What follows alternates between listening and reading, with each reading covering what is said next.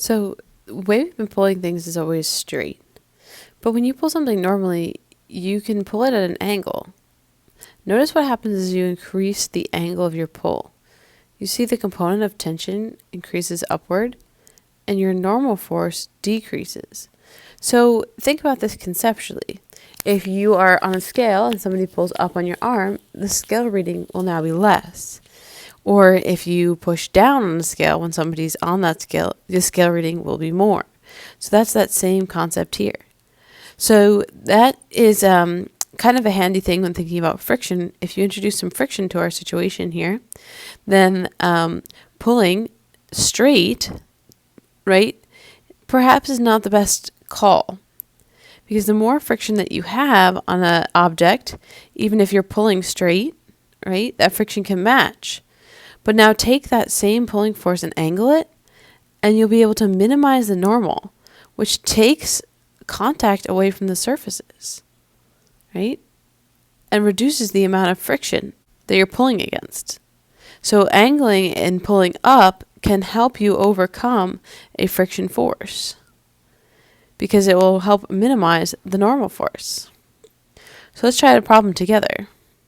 All right, here's a 5 kilogram box. We're going to pull it at 25 newtons, but the pull is not going to be horizontal. In fact, it's going to be 37 degrees to the horizontal.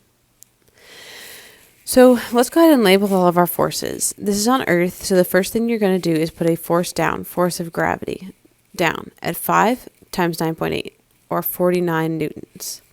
Now, you cannot just go and match the normal force up from the table to the gravitational force down, because your scale won't read the same as the weight because you're pulling up on that object. So the next thing let's do is let's break this pulling force into components. So how much is pulling to the right and how much is pulling up? So I'm thinking this is a 3, 4, 5. That's pretty helpful. So after that, we're going to choose not to use that number 25 again. It's not really going to help us because we have our 2 other components which are broken up into directions better. So let's go ahead and address the fact there will be friction. So we'll put that on there. We just don't know how much yet. Let's go and apply Newton's law in the y direction.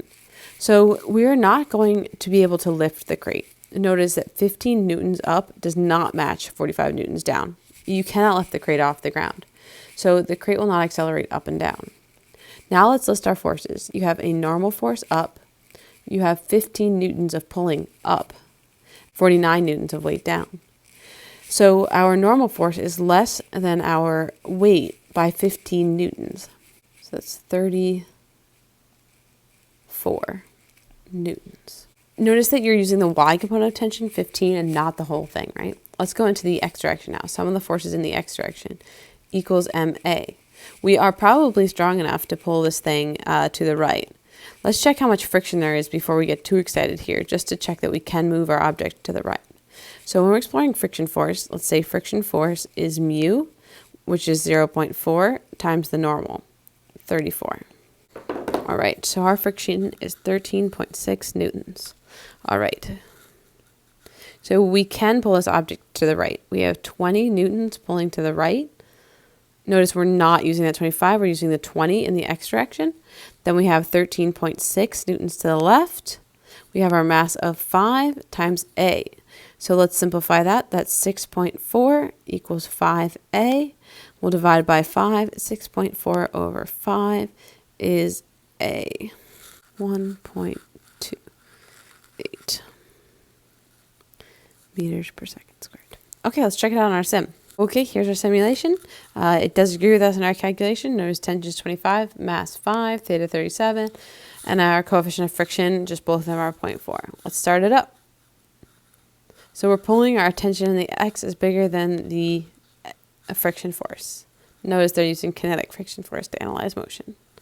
Awesome job. Try some of these on your own and see how you do.